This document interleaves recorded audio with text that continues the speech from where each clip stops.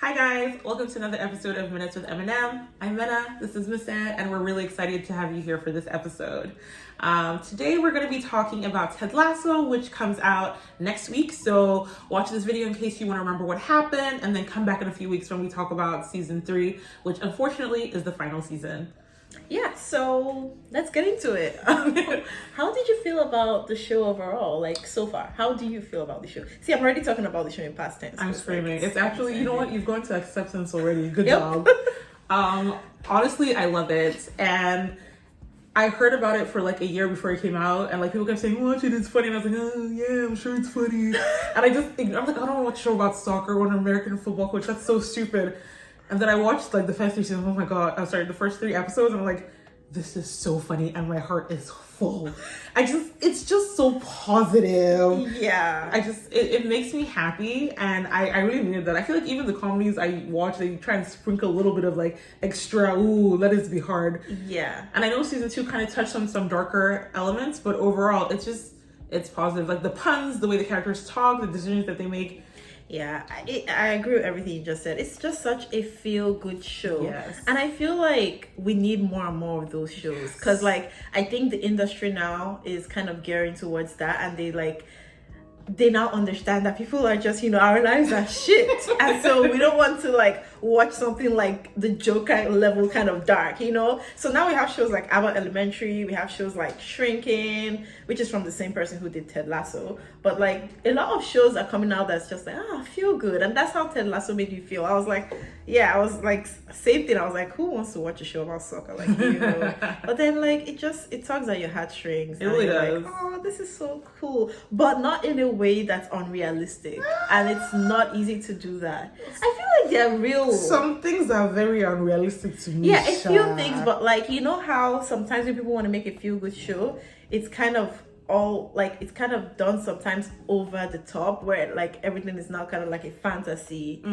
So I like that it was towing the line between like, okay, this is possible in the real world, and like this is just everything works out in the end. I mean, yeah, it's very everything works out in the end. Even as we're going into the 3rd season, I have no concerns. I'm like, everyone is going to get a happy ending. There's like, even if they lose, they'll shall be happy. So like, that's my. If you say so, they might surprise us. I would be shocked, like shocked, if I feel anything other than joy at the end of this show. So we'll come back to this when we talk about it if it's anything other than positive. But yeah, let's just dive into some specificity. We just talked about how positive and feel good everything is. Let's talk about the demon that is Nate, who decided on his own, unprovoked, that he wants to be a villain. Devil spawn. Like, there's nothing good I have to say about Nate. Like, not one thing he did. Like, there is not one good thing I have to say about his character. I'm so upset because how can you annoy me more than Rupert? Like, what are you doing? And the thing is that there's no reason for you to be like this. So, like, obviously in season 1, Jamie had his flaws, but they also make it clear very early on, he has daddy issues. That's why he's like this. We've seen Nate's dad. It's not that deep. Like, what? Because I didn't look at your picture in the newspaper and say, good job, son. That's why you want to be a menace to the world. You know what I feel?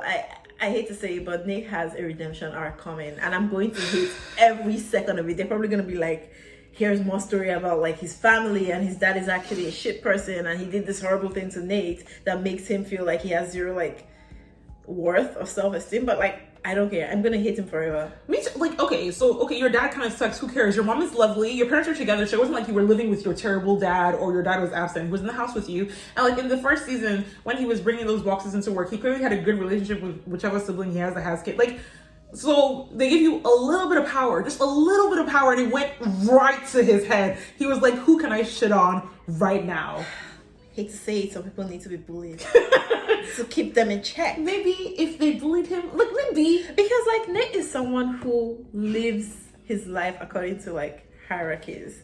And like he understood, because even when they bullied him, he never complained. He was like, okay, I'm the guy who cleans things up or whatever. I'm the kid man. So like it makes sense that I'm being bullied, and so this is fine. And maybe he should have just remained the kid man, because like the moment he got like a Promotion? he got promoted and the new kid guy came in, like he treated that guy like shit. See, but that's the thing. It's inside him because it started before then. Like, it was literally the moment that he had the opportunity to be kind of mean to the other players. And, like, the second they laughed at his mean jokes, he was like, ooh, I can say mean things. Like, it was instant. He didn't even hesitate. Even when he thought he was getting fired instead of promoted, he looks at Rebecca and he's like, you shrew. Like, he was about to start dragging her before they're like, we promoted. Like, and like, oh my God, like when Dani Rojas couldn't play properly, and like they were trying to figure out ways to move forward, he was like, maybe just show him his check. Maybe he can just take a look at his check. And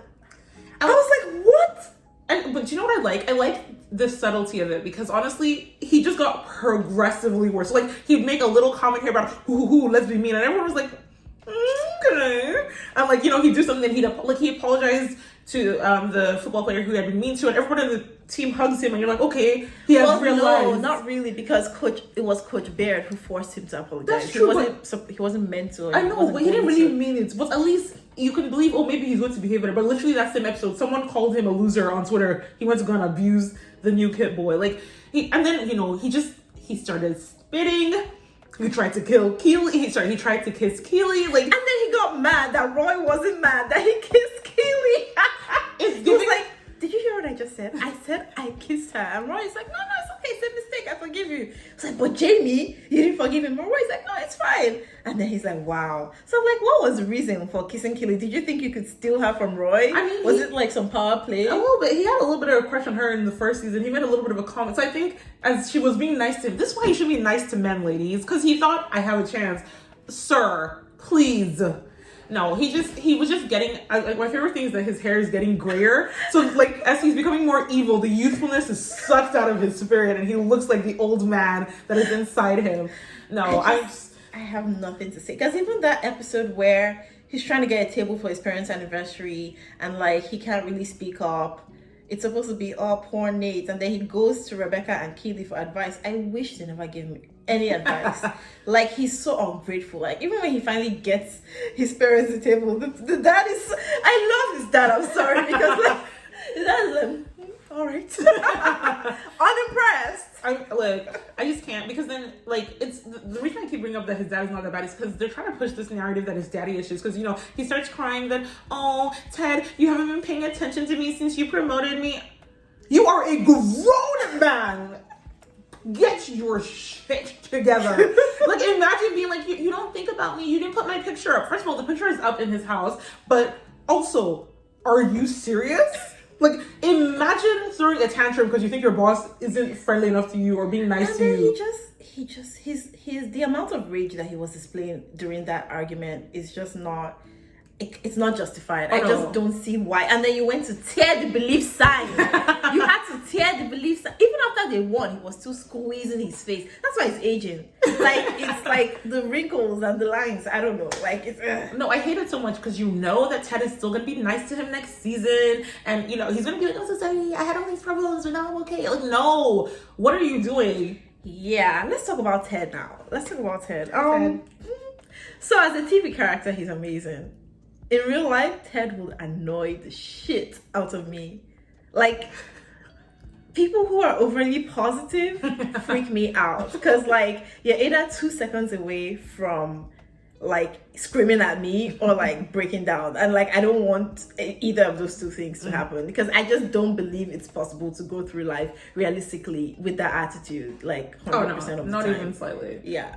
See, even on the show, he's kind of annoying. Like, I know he's the main character, and I be giggling at the things he does, but sometimes I'm like, oh, just shut up! Like, can you just relax? Like, that's why I loved when they brought in Sharon, the doctor, and she was just like nonplussed. She was like, okay, so this is your little shtick right here. And he was like, wow, you don't think I'm adorable? Because yeah, he walked out of her office about 3 times because she made him so uncomfortable. Like, his little thing wasn't working on her, and she's like, tell me when you're ready to talk about real things, because like time is going, you have to pay me like 50 hours.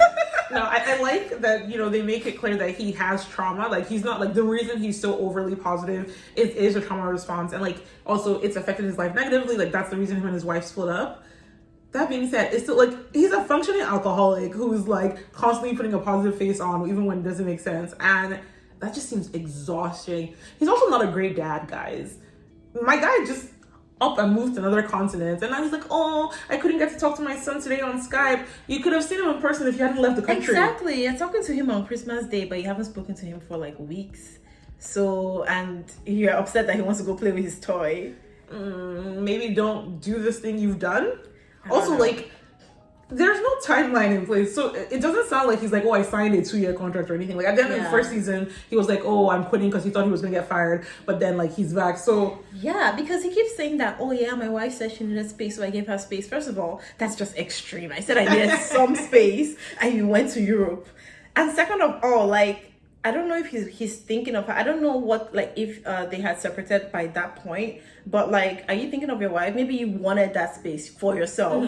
But, like, I would have preferred it if she actually knew that, okay, Ted is going to go here for, like, a year. Exactly. And then come back and we're going to try and work on our issues. But then he just kept renewing, I guess, the contract. Like, I don't know. Like, there's just no timeline. Like, because it's been over a year at this point because, yeah, it's been over a year since he moved to England.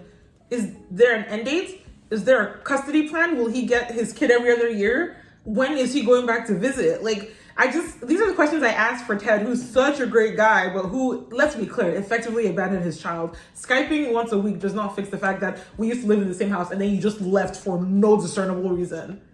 But yeah, it's and fine. Like, he did some questionable things, because like the whole Sam thing, where Sam was really upset because he thought that he was going to bring Jamie back, and he's like, no, I would never do that. And like 2 days later he brings Jamie back, and he doesn't even give Sam a heads up or an explanation. Sure? Yeah, like, no, are you sure that he didn't give them an explanation? Because I just assumed that he did, because he asked the other coaches, and then there's a very minor time jump. Like, they show us the scene and then it's snowing. That's when Jamie comes back. So I just assumed he talked to them. No, when Jamie comes back, Sam gives him a look of like, you know, you're not trustworthy because like you didn't tell me that you were going to bring this guy in. I didn't see that. I saw it more like, I'm not happy that Jamie's here, but I understand that. Unless they wanted all like the audience to assume that happened. There was no scene where he was like, Sam, I changed my mind. I know I said I will never bring Jamie back, but I feel like, you know, he's going to change and like this is what's going to happen. I feel like he never justified or explained to Sam,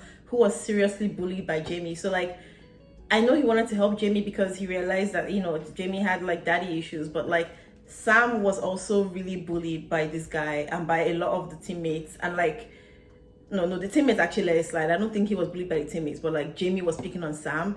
And I just feel like sometimes he picks fixing Jamie over like the rest of the characters. And like, it doesn't make sense to me when he does that. I agree that he sometimes picks doing the right thing in general, because it's not just Jamie. He's like, you know, let's rise above. Okay, loser. But I don't think he didn't tell them. I do think he told them. Well, they didn't show us any sin. I mean, they didn't show us, but they also didn't show us him going to ask Jamie to come back or anything. Like, I think we're supposed to put it together because he did, like you said, he told Sam specifically, oh, I'm not going to do this. I very much think that if he had... I feel like you're just in heavy denial. No, because Sam walked off the pitch when he thought that Jamie was coming back. I feel like if Ted had brought back Jamie without telling Sam, Sam would have just left. Like, what am I staying here to do? What do you mean? Like, where is Sam going to go Where to? was he going that time that he left the pitch? What do you mean? But Sam was clearly unhappy. And yeah, they were all unhappy. Ted had explained to him, I feel like Sam would have at least understood. Like, he wouldn't have had that drastic reaction to seeing Jamie walk back on the beach. I don't think like he was surprised. I don't think he was surprised. He was just unhappy. Let's agree to disagree, because like that's one of the big things. And also another thing that makes me feel like Ted isn't this like, oh, I'm a saint. Or nobody's saying he's a saint, but like another thing he did that kind of upset me was letting Nate make that speech, because like Nate showed Ted the speech and Ted saw all the mean things and he's like, yeah, Nate, do it. We need to do that. And I'm like, okay. And then tomorrow you're going to tell me to believe and like grow as a person, but using insults to motivate me. Okay, but it was like insult jokes, and he knew it wasn't. Some of it wasn't insults, but it was all insult. It was all like puns and like, oh look, you're just as this. Like, and they all started laughing. I think he genuinely was like, yeah, this will make them feel more like you're a member of the team, and it worked. To me, that was actually one of the things that was more in line. The stuff that he does that annoys me is more like refusing to bench Roy because he doesn't want to hurt Roy's feeling, even though Roy is too old to keep playing. Like, that very falls in his, oh, I'm too grown for this. But like, okay, so that's a perfect example of why I think he told them that he was coming, because he told Roy, I'm not benching you, but then he came back to actually say, yeah, I'm going to bench you, and Roy was really mad, but he did the thing. But he told, that's a different situation, because that's between him and Roy, and he didn't just like one day they're playing they're about to like walk out and play a game, and he's like, Roy, you're benched. Exactly. I feel like that's what happened. I actually saw him saying like, hey Roy, like, this is gonna happen.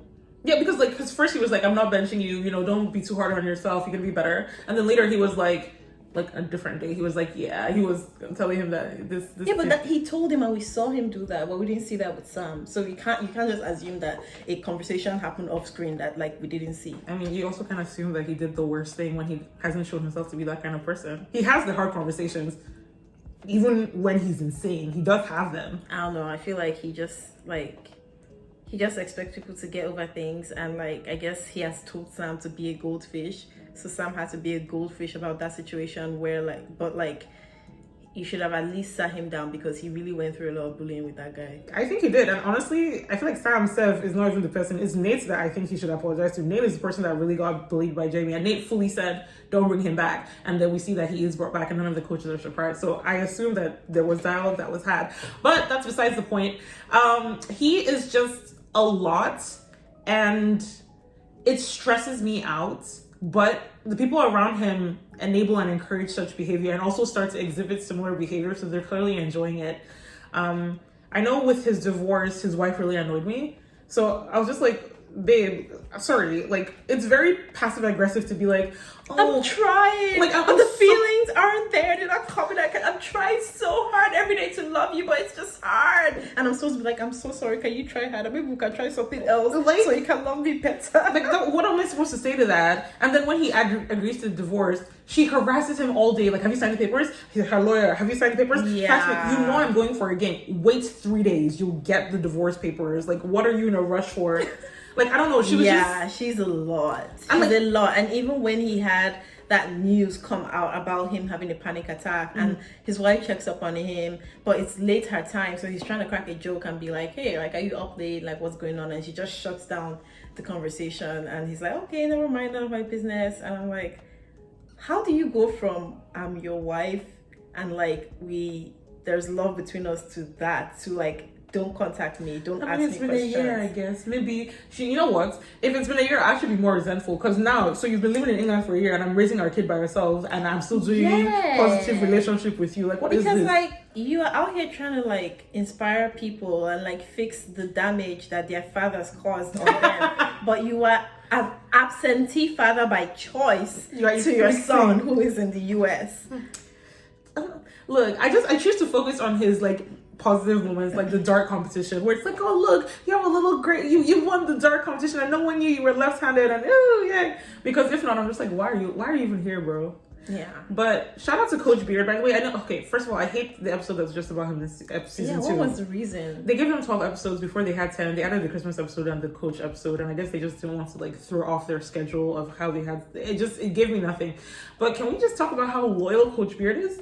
If I was like a good American football coach and my like manager is like, oh, let's move to the UK to do soccer, I'm gonna say good luck and wish you the best. It depends on how much you're offering, to be honest. And if I don't have a life, because Coach Beard is looking like his life is upside down, because that relationship he has with the Jane girl is very abusive and it's just toxic. I don't know what's going on there. They don't seem to want to explain it to us, so I'm just gonna ignore it. It's fine, let's just move on. And then, okay, so let's talk about one of the big couples of the show. So that is, of course, well, it's, you know what, it's a kind of a triangle. So Keeley with Roy and Keeley with Jamie, and the three of them. How do you feel about that?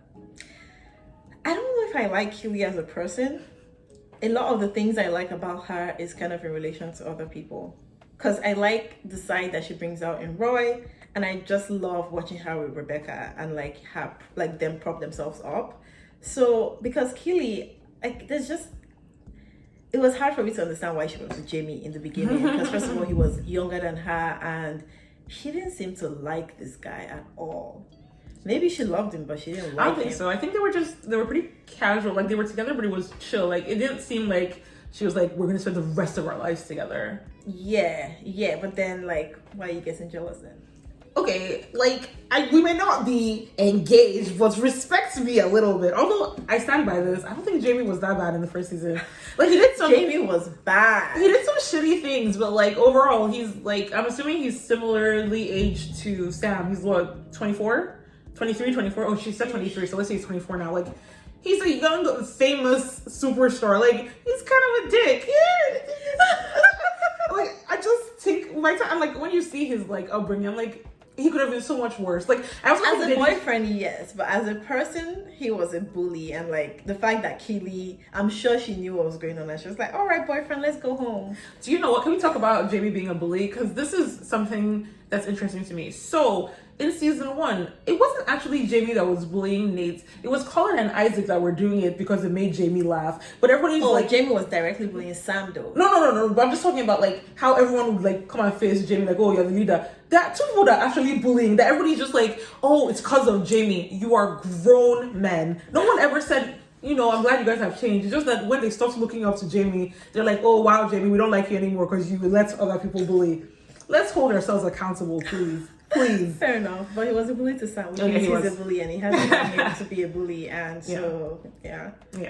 But I Sam is, and no, you know what? Let me not get to Sam yet. Let's finish with the couple. Yeah. Who do you prefer Keeley with then, Roy or Jamie? I love her with Roy. I like her with Roy.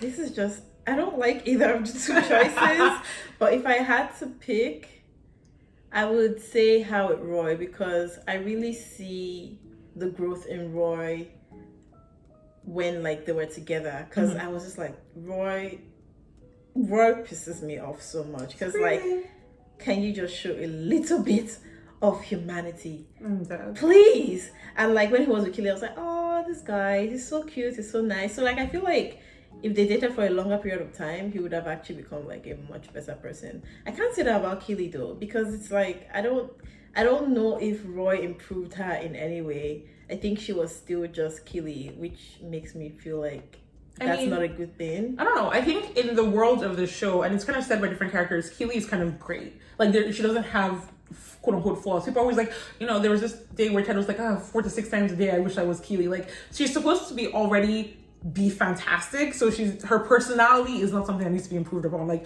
yeah, her career is taking steps and she's building friends, but there's improvement that needs to be made. If you're going to hide in a broom closet, in a shoe closet because you don't want to tell your boyfriend that he's being too clingy, there's improvements that need to be made. I agree. Speak up. You are jerking off to a video of him crying. There's definitely improvements that need to be made. To be fair, when he found out he engaged it with that's their little that scene made me very uncomfortable. That's their little thing. I was like, honestly, I like Keeley with both of them. I like her with Roy, and no, you have to choose. I like her with Jamie. Choose. No, I'm gonna pick. I just want to start with I like them both. So you don't like either. I like them both for different reasons.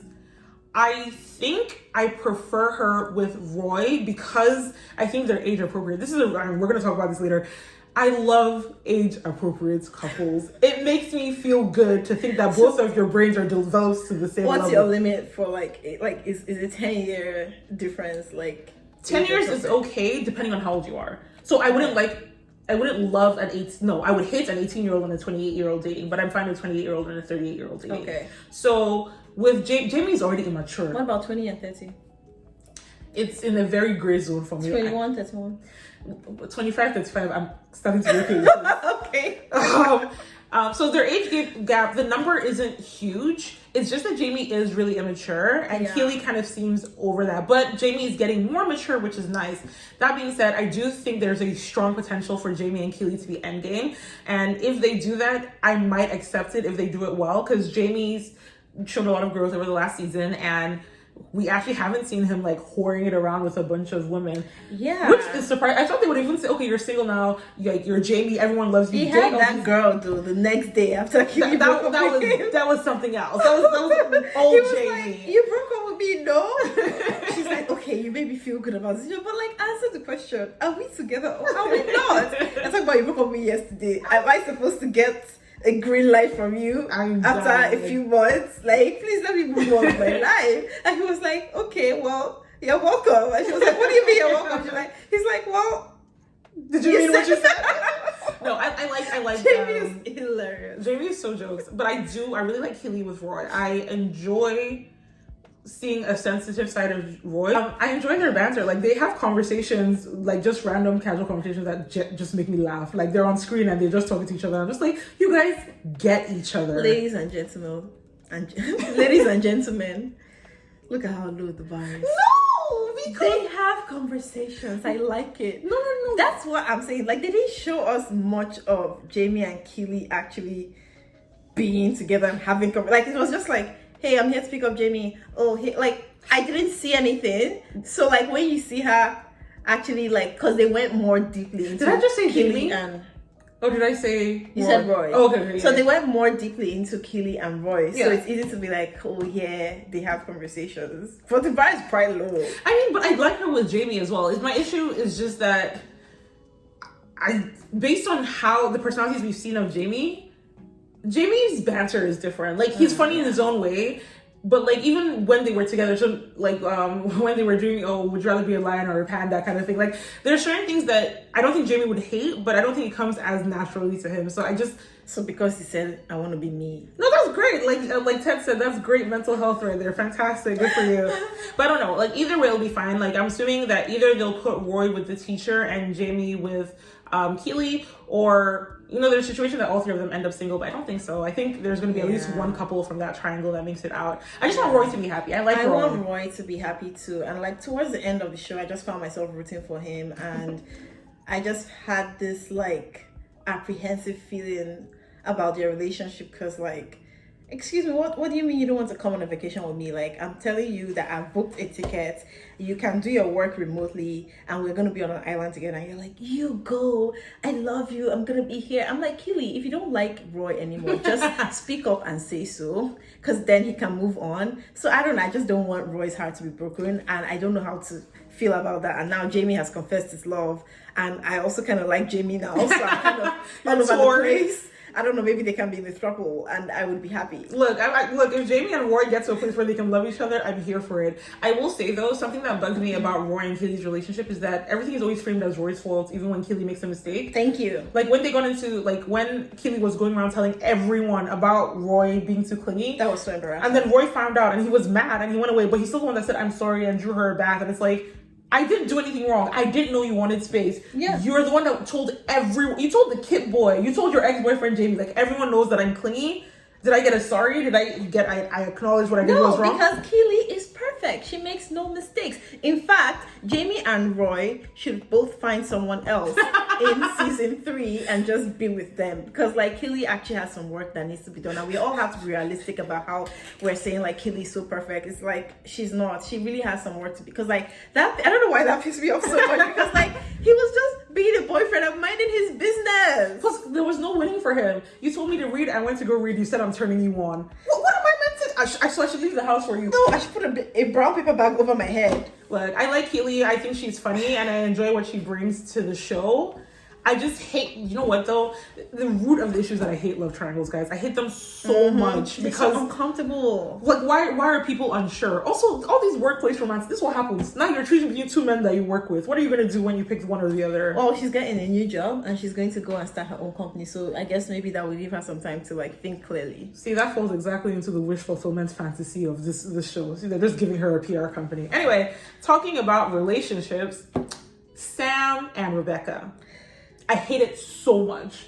I'm so angry. Why did it have to be Sam? I feel like they have given Sam so many storylines and they need to just dial it back. Because every 5 minutes, he's Nigerian. I don't even know the origin of any of the other players except for Dani Rojas.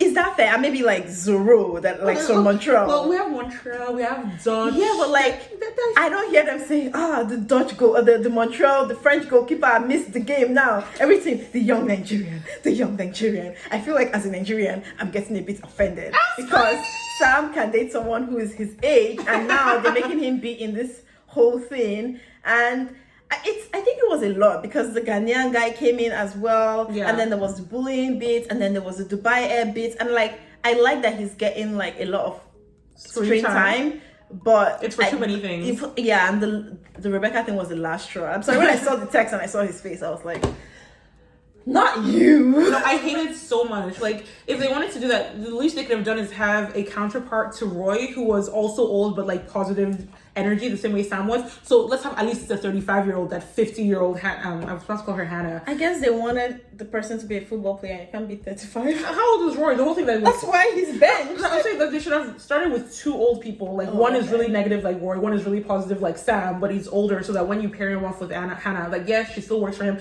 But because I'm still calling her Hannah. Oh my God, Rebecca. I know your real name is Hannah, but Rebecca. I'm so mad about it. The age gap. He is 21 years old. Like, how old is she? So the actress is 48. Let me be generous and say the character is 45. All I know is that she was married to Rupert. Rupert is what, 60, 70? She made a joke about him being too old to be a father. So really she could be 50, but I'm going to say 45. Absolutely not. She's more than double his age. It's not cute. No. Like, I wouldn't date a 21-year-old. Yeah, and like, okay, I feel like what they should have done is, yes, there was no way she could have known that she was talking to a 21-year-old on the banter app. So when she found out it was Sam, yes, have the dinner if you must. But at the end of the day, I think they should have just been like, see, Rebecca, something you want exists, and so you can find it, like, outside somewhere else. Right? And before, like, even if it was her going, oh, you know what? Like, this is a kind of personality, like, maybe this is controversial. I would have liked her and Ted as a couple. I see it. Like, so maybe that's where it's going. Like, I hope. Like, it still makes me uncomfortable, though, because now you've dated this small boy. Yes, small boy, who is also your employee, by the way. She has the power to just move him to, like, the power dynamic is so messed up, before even getting into the fact that he's an immigrant whose whole family is back home, and we see how he misses life. Like, it's not okay, and I don't know why the show. And I think what makes me upset is that it's written so well. Yes, but shout out to that Christmas episode. It was amazing. They did like a special customized intro. They had like everyone show up to Higgins' house, and everybody brought their own dishes, and they brought jollof rice and goat's meat. So I was like, I'm living for this. But like, even the first, like, the episode that they get together, that the date they had, I was feeling it, like, when he shows up at her door, when she's like, oh, where are you? I was feeling the whole thing, but like, it now made me feel disgusting. I feel dirty. See what you people have done. See what you've done to me. No, but that's the thing. It's like, you guys have all the right elements. You could have just literally used any other character. Maybe they didn't want to pay one more person. I'm dead. Like, if the relationship is over, then I'm fine with it. Let it be done with. But I have deep fear that it might not be over. They can't do this to us. Like, it's gonna come out. First of all, they're gonna mock Rebecca. They're gonna be like, oh, you're an old lady with your little boy toy. You're competing with Rupert. This one, that one. He's living with you for your money. And then we're gonna have a whole storyline about her feeling bad because they're dragging her in the press. And then, Ted's gonna be like, just believe in yourself. Go out. It's okay. And I'm gonna be like, you shouldn't be dating this man, and you should be ashamed that you're dating a child. Yeah, because even when he made the decision to stay, and then he told the speech while looking at Ted, I was like, stop it! Stop! Look, I don't want Rebecca and Sam together. I stand by what I said. I think Rebecca and Ted would actually be a pairing that I could enjoy. I feel like at this point, it's probably not going to happen. 1, there's only 1 season left. 2, he slept with Sassy, her best friend. 3, she has this whole storyline with Sam that needs to. There's just a lot going on there. But that I would have enjoyed significantly more. Although, shout out to male-female friendships that aren't ruined with sex, I guess. Yeah. Let's talk about the rest of the players. Before we leave Sam, so Sam fixed an oil company in Nigeria. He put sellotape on his shirt, and an oil company said, I'm leaving Nigeria. So, okay, I get it. It's wish fulfillment. I just know the writers don't know really how things are in Nigeria, because it's not even Nigeria specific. Which country? I think it's just trying to be positive. If you do the right thing, right things will happen. It just felt very insulting. Like, even the whole him just like dropping out of a campaign. I know we're supposed to be like, oh, he's doing the right thing. Sir, you could have done some research before you agreed to this. Like, you signed a contract. They're not the bad guys because you decided retroactively that this is an ethically bad thing. And similarly, that whole thing just gave me the ick. I'm just like, okay, I get it. You guys are showing that we can be a better place. But all I can think is, imagine that who's a young Nigerian football player that's playing on the Premier League right now. I can't think of any. I don't know, Saka. Is he young? But he's not Nigerian. He's young. Oh, really? He's like 19, 20, yeah. Oh my God, is he? Yeah, he's really young. Oh my God. That's like, so in a world that he's just like, we're using him as a Nigerian stand-in, that he goes to play a game and he covers his shirts that has a logo of Shell Oil. And then a month later, Shell is leaving Nigeria because of Saka. Come on. It's not gonna happen. It's not. I think it was just such an egregious, overreaching storyline. Like, usually they try and keep things like within like the club or the games, but they said yes, you have fixed international problems for a nation. I think they really think that's all it takes to fix certain African countries. It's really wrong. It's so much more complicated than that. But like, nice storyline. I mean, you know what? How can I complain? Nigerians are everywhere. So shout out to the Nigerian representation. I think 3 of the 4 players are Nigerian on that team. So I know. And like for his birthday, they gave him chin. You know what? It's actually so realistic. Nigerians are everywhere in England. It's ridiculous. So, yeah, sorry about that random spiel about Nigerianism. It just, when I watched it, I couldn't stop rolling my eyes. I'm like, okay. Like, they didn't leave when murdered people protested, but they leave for the football. But okay, sure. Let's talk about the rest of the players. I don't really know their names, but like, shout out to Dani Rojas, because football is truly live. I love him because he just comes in and he has like 1 or 2 lines, and it's football is life and football is death. That's really it. And he's cashing his check and he's done the job.